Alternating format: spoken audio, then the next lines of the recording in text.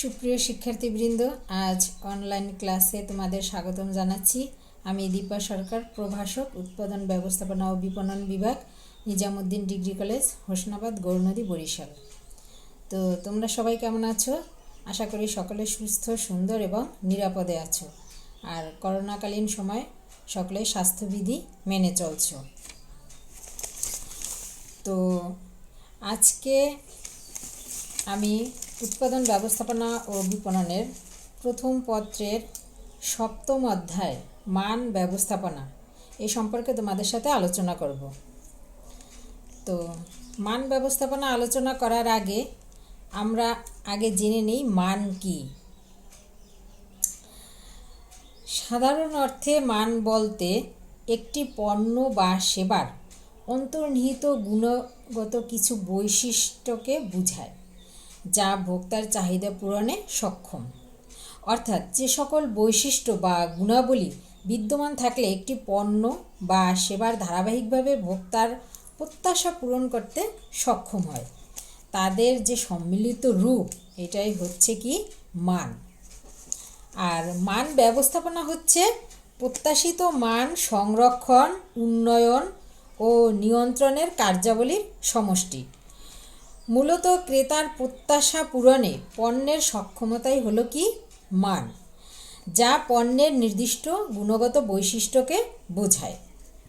পণ্যের গুণগত বৈশিষ্ট্যগুলোর মধ্যে কি আছে?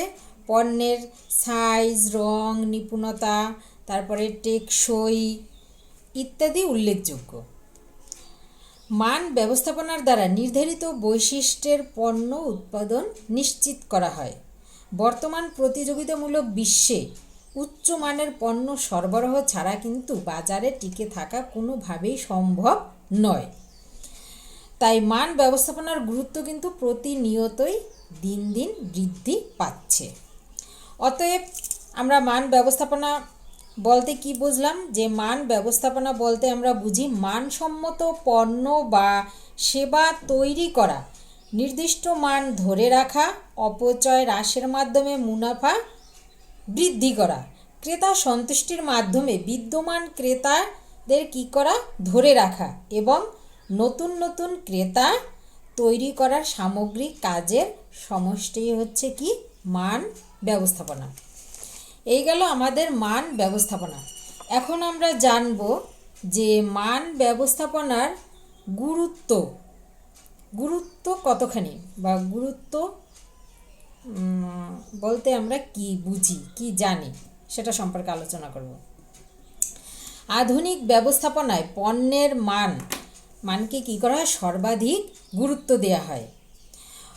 কোনো পণ্যের মূল্য হ্রাস পাওয়ার পর যদি তার মান ঠিক না থাকে, অর্থাৎ পণ্য নিম্ন মানের হয়, তবে ভোক্তা সেই পণ্য ক্রয়ে কিন্তু আগ্রহী থাকে না। অর্থাৎ কেনার পর যদি সে দেখে যে এই পণ্যের মানটা ভালো না, তখন সে দ্বিতীয়বার আর কিন্তু সেটা ক্রয় করবে না। অর্থাৎ মান কোনো প্রতিষ্ঠানের টিকে থাকার অন্যতম প্রধান হাতিয়ার হিসেবে কাজ করে। এ অর্থে বর্তমান প্রতিযোগিতামূলক বাজারে টিকে থাকার জন্য মান ব্যবস্থাপনার গুরুত্ব কিন্তু অপরিসীম। তো মান ব্যবস্থাপনার গুরুত্ব কী সেগুলো আমরা এখন জানব। প্রথমেই আমরা আসি মান নির্ধারণ। আচ্ছা, মান ব্যবস্থাপনার গুরুত্বপূর্ণ একটা কাজকে মান নির্ধারণ করা। পণ্যের নির্দিষ্ট একটি গুণ যা ভোক্তাদের চাহিদা মেটায় এবং কি করে? ক্রেতাদের সন্তুষ্টি নিশ্চিত করে, তাই কি পণ্যের মান। মান ব্যবস্থাপনায় পণ্যের মান নির্ধারণের বিষয়টিকে বিশেষ গুরুত্ব দেওয়া হয়। এরপরে আমরা আসি মান নিয়ন্ত্রণ। মান নির্ধারণ করে তা সঠিকভাবে যদি নিয়ন্ত্রণ করা না যায় বা সঠিকভাবে নিয়ন্ত্রণ করা না গেলে প্রতিষ্ঠানে ইতিবাচক কোনো প্রভাব পড়ে না। নির্ধারিত মান অনুযায়ী পণ্য উৎপাদন হচ্ছে কি না তা পর্যবেক্ষণ ও যাচাই বাছাই করা হয়। কোনোরূপ পরিবর্তন বা বিচ্যুতি লক্ষ্য করা গেলে যথোপযুক্ত সংশোধনের ব্যবস্থা গ্রহণের মাধ্যমে কি করা যায়? সেই মান নিয়ন্ত্রণ করা হয়।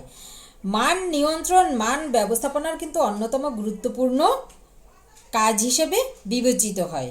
এরপরে আমরা আসি মান সংরক্ষণ। আচ্ছা, সঠিকভাবে মান ব্যবস্থাপনা করা হলে পণ্যের গুণাগুণ, কার্যপদ্ধতি ইত্যাদি বিষয়ের নির্দিষ্ট মান বজায় রাখা সম্ভব হয়। ফলে সহজে ভোক্তাদের কি করা যায়? আস্থা, বিশ্বাস এটা অর্জন করা যায়। মান বৃদ্ধি পেলে কি ব্যয় বৃদ্ধি পায়, আবার মান কমে গেলে কি হয়? ভোক্তা অসন্তুষ্ট হয়। তাই মান ব্যবস্থাপনায় পণ্যের নির্দিষ্ট মান সংরক্ষণ করা হয়ে থাকে। এরপরে আমরা আসি নিম্নমানের ব্যয় হ্রাস।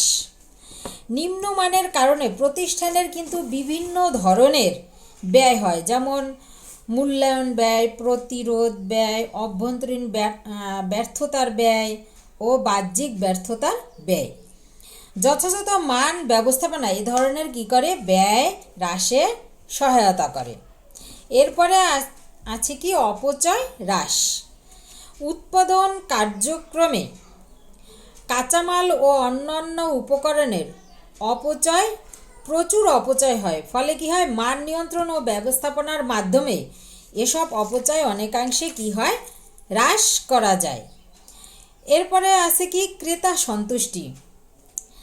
কার্যকর মান ব্যবস্থাপনার ফলে ক্রেতাদের কাঙ্ক্ষিত মানের পণ্য সরবরাহ করা সম্ভব হয়।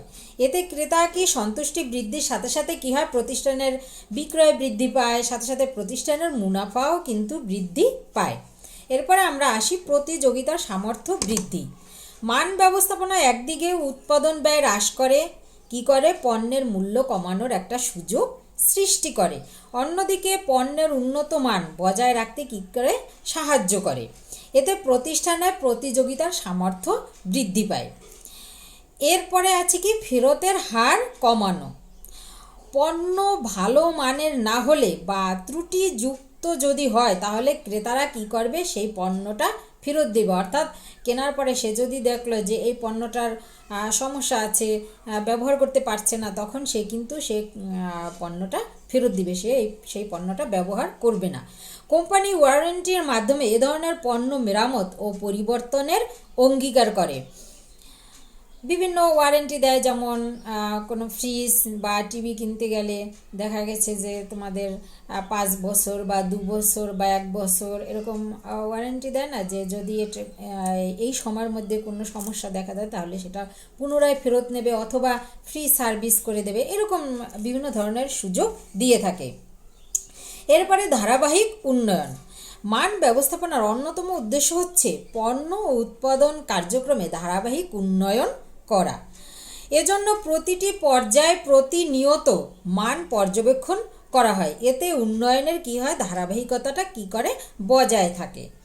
এরপরে আছে ক্রেতা ধরে রাখা ও বৃদ্ধি করা। মানসম্মত পণ্য পেলে ক্রেতারা সাধারণত প্রতিষ্ঠান পরিবর্তন করে না। অর্থাৎ একটা প্রোডাক্ট বা একটা পণ্য সেটা কিনে ক্রেতা যখন দেখলো যে না, এটার গুণগত মান ভালো বা এটা ভালো সার্ভিস দেয় বা এটা কিনে ক্রেতারা সন্তুষ্টি অর্জন করে, তখন কিন্তু সে ওই ব্র্যান্ডের পণ্য তার পছন্দ হলো, তখন কিন্তু সে সেই ব্র্যান্ডের পণ্যটা ক্রয় করে থাকে। আবার ওই প্রতিষ্ঠানের প্রতি তার একটা আস্থা এসে যায়। আবার যদি সন্তুষ্ট ক্রেতাদের অনুকূল প্রচারণার কারণে নতুন ক্রেতা আকর্ষণ সহজ হয়। অর্থাৎ একজন ক্রেতা সে একটা প্রোডাক্ট কিনে সে সেটার সুফল পেল, ভালো ফল পেল, তখন তার কাছ থেকে শুনে আরও 5 জন ক্রেতা, নতুন ক্রেতা সৃষ্টি হতে পারে। এভাবে ভালো মানের পণ্য সরবরাহ করে কি করা যায়? ক্রেতা ধরে রাখা যায় এবং ক্রেতা বৃদ্ধি করা যায়। এরপরে মান সম্পন্ন পণ্য উৎপাদন। কঠোরভাবে মান নিয়ন্ত্রণ করা হয় বলে মান সম্পন্ন পণ্য উৎপাদন করা সম্ভব হয়। তাই মান সম্পন্ন পণ্য উৎপাদনের ক্ষেত্রে মান ব্যবস্থাপনার অবদান কিন্তু খুবই গুরুত্বপূর্ণ। এরপরে আছে কি? উৎপাদন ধরে রাখা। নিম্নমানের পণ্য ক্রেতাদের সন্তুষ্ট করতে ব্যর্থ হয়। অর্থাৎ মান যদি খারাপ হয় তখন কি ক্রেতা সন্তুষ্ট থাকবে? সেই পণ্যের প্রতি কখনোই থাকবে না। এতে পণ্যের চাহিদা কি হয়? হ্রাস পায়। অর্থাৎ ওই পণ্যটা আর কোনো গ্রাহক বা কোনো ক্রেতা সে এটা কিনতে চাবে না। চাহিদা হ্রাস প্রতিষ্ঠানের উৎপাদন কি করে, কমিয়ে দেয়। তাই উৎপাদন ধরে রাখার জন্য মান ব্যবস্থাপনার প্রয়োজন। এরপরে আছে কি, টিকে থাকা। নিম্নমানের কারণে একদিকে প্রতিষ্ঠান ক্রেতা ও সুনাম হারাতে থাকে, অন্যদিকে ব্যয়ের বোঝা বাড়তে থাকে। অর্থাৎ যখন একটা প্রতিষ্ঠানের অনেক প্রোডাক্ট উৎপাদন হয়ে যায়, যখন সেটা কোনো ত্রুটি থাকে, ক্রেতা যখন ফেরত দেয়, তখন দেখা গেছে যে একজন ক্রেতা সে ওইটা ফেরত দিল, তার কাছ থেকে আবার আরও যারা বাকি যারা আছে তাদের সাথে যদি কানেক্ট থাকে, তখন তারা বলবে, ওই ক্রেতা বলবে যে না এই পণ্যটা ভালো না, তখন তারাও কিন্তু ওই পণ্যের প্রতি আস্থা থাকবে না তাদের, ফলে ক্রেতা ওই পণ্যটা কিনবে না। ফলে কি হবে, তার তো উৎপাদন করা প্রতিষ্ঠানে হয়ে গেছে, তখন কি ব্যয়, সে যখন বিক্রি করতে না পারবে তখনই কিন্তু তার ব্যয়ের বোঝাটা বাড়তে থাকবে। এভাবে প্রতিষ্ঠান দীর্ঘদিন কিন্তু চলতে পারে না। লোকসান হতে হতে একসময় কি হয়, বাজার থেকে বের হয়ে আসতে বাধ্য হয়। মান ব্যবস্থাপনা থাকলে মানসম্পন্ন পণ্য উৎপাদন করে কি করা যায়, টিকে থাকা যায়। এরপরে আছে কি, সামাজিক কল্যাণ। মান ব্যবস্থাপনার ফলে ভোক্তার কি করে, উন্নত মানের পণ্য ভোগ করতে পারে। আবার মান ব্যবস্থাপনা কি করে, অপচয় হ্রাস করে, উৎপাদন ব্যয় হ্রাস করে। এতে ভোক্তারা কম মূল্যে মান সম্পন্ন পণ্য পায়। এভাবে কি হয়, সমাজে কি হয়, কল্যাণ সাধিত হয়। এরপরে আছে প্রশিক্ষণ প্রদান। কর্মীদের দক্ষতা না থাকলে পণ্যের মান ঠিক রাখা প্রায় অসম্ভব। আর কর্মীদের দক্ষতা বৃদ্ধিতে কি হয়, প্রশিক্ষণ, কর্মীদের দক্ষতা বৃদ্ধির জন্য অবশ্যই কিন্তু প্রশিক্ষণ অত্যাবশ্যক। মান ব্যবস্থাপনায় ব্যবস্থাপক এক্ষেত্রে পণ্যের মান বজায় রাখতে কর্মীদের যথাযথ প্রশিক্ষণের ব্যবস্থা করে থাকেন। তাই প্রশিক্ষণ প্রদানও কিন্তু মান ব্যবস্থাপনার কার্যাবলীর মধ্যে পড়ে, আর এটাও কিন্তু খুব গুরুত্বপূর্ণ। এরপরে মুনাফা বৃদ্ধি। মান ব্যবস্থাপনায় পণ্যের সর্বোচ্চ মানের বিষয়টি নিশ্চিত করা হয়, কেননা মানসম্মত পণ্য ভোক্তার সন্তুষ্টি অর্জন করে থাকে।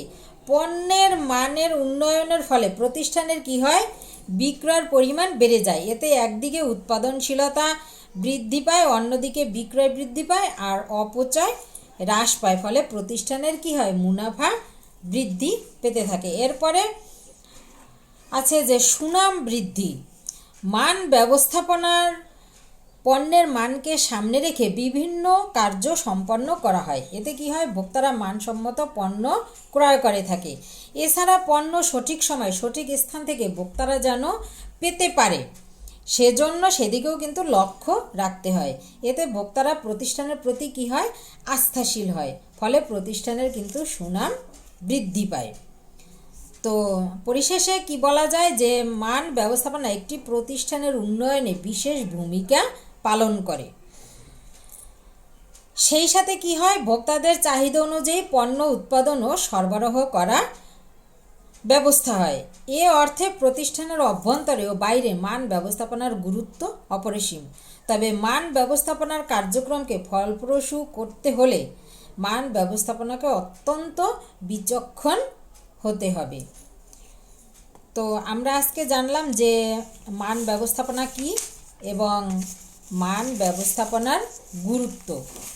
তো তোমরা সময়ের অপচয় না করে নিয়মিত ক্লাসগুলো দেখবে এবং তোমাদের সবার মঙ্গল কামনা করে এবং নতুন বছরের তোমাদের সবাইকে আমার আন্তরিক শুভেচ্ছা জানিয়ে আমি আমার ক্লাসটা আজকে এখানেই শেষ করছি। ধন্যবাদ।